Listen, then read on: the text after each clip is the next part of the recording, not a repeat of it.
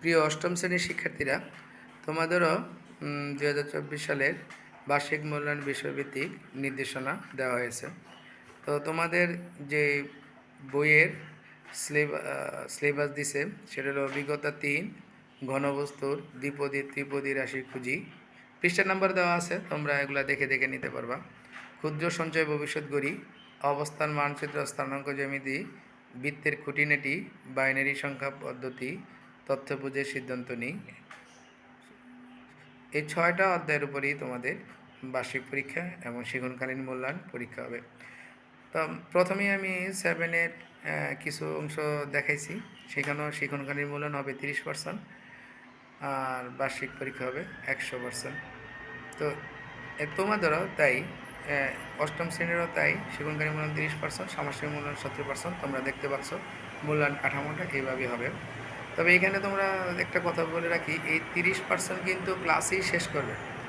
এখন এই 30 নম্বর স্যাররাই দিবে, আর 70%ও স্যাররাই দিবে, কিন্তু বার্ষিক পরীক্ষার মাধ্যমে 100 নম্বরের পরীক্ষা হবে, তাকে 70%-এ কনভার্ট করে আনবে। তারপরে 70% লাগে 30% যোগ করে 100%-এ তোমার বার্ষিক পূর্ণ মূল্যায়ন করা হবে। তো শিক্ষণকালীন মূল্যায়নের মধ্যে কী কী থাকবে, যে নির্ধারিত নম্বর 10, অনুসন্ধান কাজ, অ্যাসাইনমেন্ট, বাড়ির কাজ, দলগত কাজ, এগুলো মিলে তোমার 30 নম্বর থাকবে।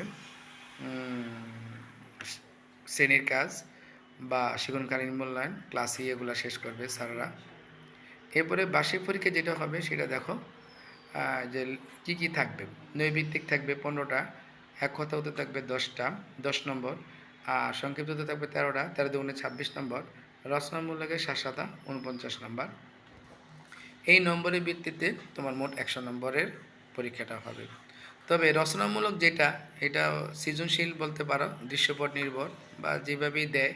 তবে এইখানে নম্বর বন্টনগুলো কীভাবে হতে পারে, যে 3, 4, 1, 2, 4, 2, 2, 3, এগুলো যে লেখা আছে, তো আমরা এগুলা দেখতে পারবো। তবে এখন কথা হলো যে তোমাদের যদি ভালো করতে হয়, পুরো বইটাই অধ্যায়গুলোর প্রত্যেকটা অধ্যায় তোমাদেরকে ভালো করে পড়তে হবে। সেখানে এমসিকিউ আছে, এক কথা উত্তর আছে, সংক্ষিপ্ত উত্তর আছে, সৃজনশীল আছে, তার মানে প্রতিটা লাইনেই তোমার অঙ্ক শিখতে হবে। তো শিক্ষার্থীরা তোমরা এগুলা ভালোভাবে শিখবা, ইনশাল্লাহ তোমাদের পরীক্ষা ভালো হবে।